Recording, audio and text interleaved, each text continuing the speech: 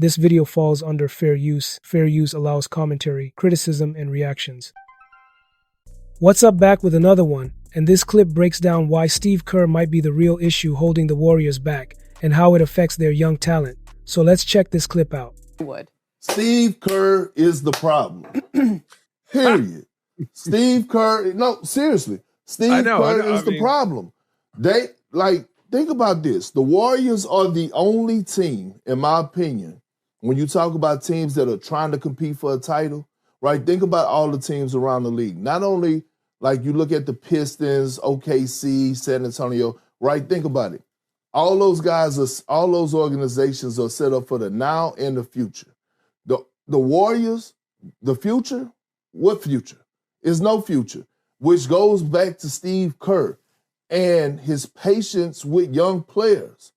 And a guy like Jonathan Kuminga, it speaks volumes, loud as Allie, for you to talk to Steph and Steph to give you that report on Jonathan Kuminga, for Draymond after the game to say that Jonathan Kuminga hasn't been a distraction. Jimmy Butler has been on record saying that basically Jonathan Kuminga is like a little... So the problem, Jonathan Kuminga don't have a problem with his teammates.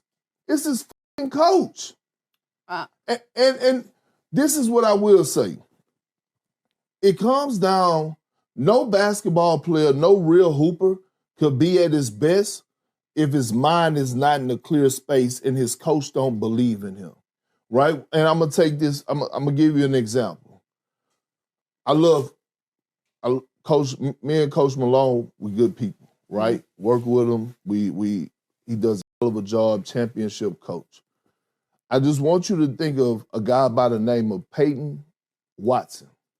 Mm-hmm. Look at the numbers that he's putting up with Denver right now because he's getting the opportunity, right? And during that time, I don't know if he was ready or not, but he did, just keeping it real, he didn't get that opportunity with Coach Malone, right? For whatever reason.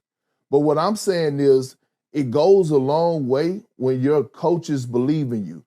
If we took you know what I want our everybody in the road tripping family to do. You know how y'all do these? We do these fucking surveys like y'all did. Who's rolling with Richard and who's rolling with Perk on the AAU basketball? And I think that shit kind of rigged. I think they go always. Whoever run our social media department go. They favorite toward Richard on that. I got a problem. All right, that's for another podcast. That would be fun to dive into. So here's the thing. We need to put a poll out and like ask literally to former players, NBA players, current NBA players, and say, is Jonathan Kuminga elite talent or not?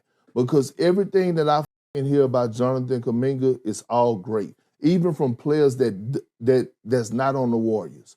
When they talk about him in open run, when they talk about him, playing wherever, they talk about how talented this young man is.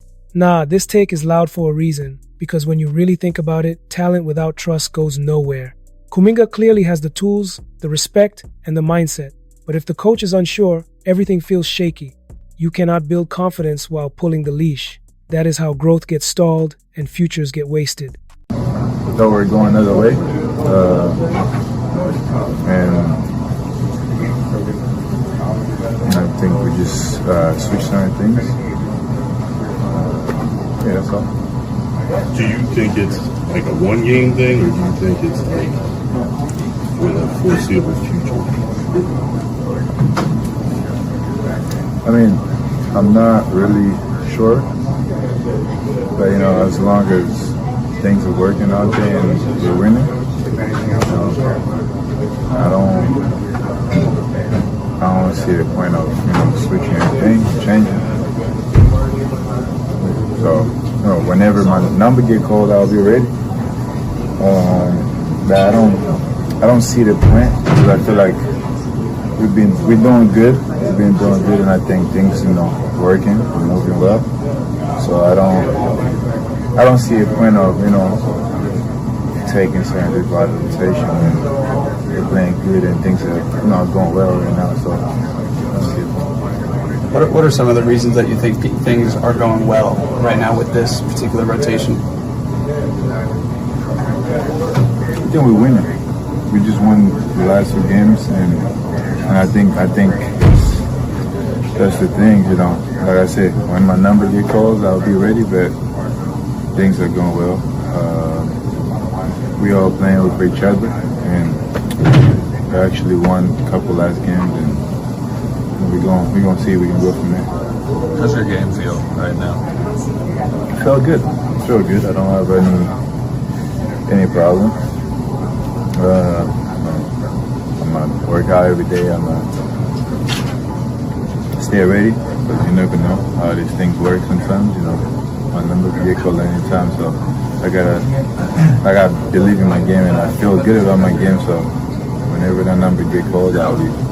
When a young player keeps flashing potential but never gets consistent trust, that is on the leadership. You can't ask someone to be great while constantly second-guessing them. How does your past experiences with this kind of help you deal with this? You know, at the end of the day, I just gotta, you know, be a professional, because, you know, it's things that happen, and, you know, it happens before, you know, it's happening now, so nothing really is going to change certain things, but just staying positive. With how the summer went and how it concluded, there's a lot of attention on you, maybe a lot of pressure. How much does that weigh on you this year?